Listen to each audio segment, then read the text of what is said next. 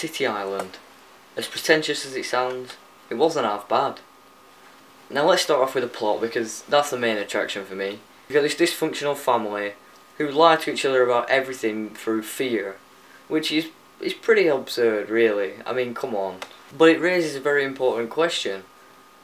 Does this actually still happen in families today? I mean, the film was only shot a few years ago. It was only released in 2009, so I can't quite understand how this could happen, because to me it's just ridiculous. Why would you, if you're in a family with somebody, how would you not be able to tell them everything that you're doing, everything that you're interested in?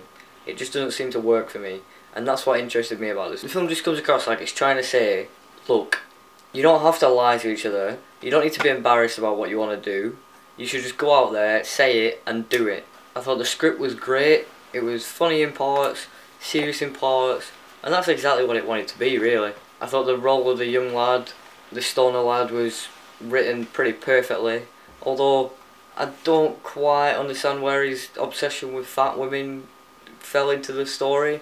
It just seemed like a bit tacked on, like they needed him to have some sort of weird, strange thing like everybody else did, but that's not a big deal, really. The other characters were interesting, but they weren't outstanding, all but for the exception of Vince Rizzo, arguably the main character, played by Andy Garcia. I've always been a big fan of Andy Garcia in everything that I've seen him in, although regrettably that's not been a lot of films. When I have seen him in films, he's always been outstanding. The guy's acting is just perfect, I couldn't fault it.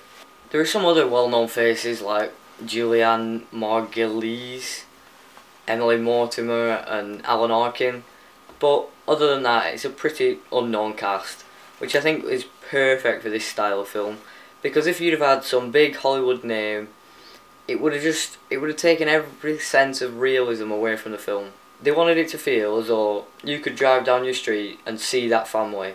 They wanted that sort of down-to-earth, realistic attitude that comes across from these characters, which would obviously have been blown way out of the water if, say, Tom Cruise was Vince Rizzo.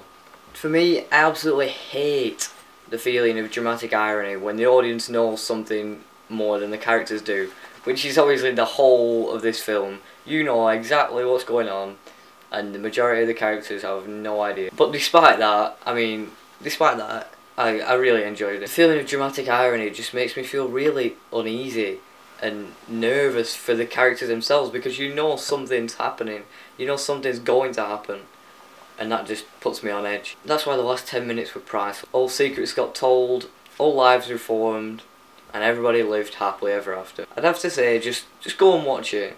You never know, you might surprise yourself.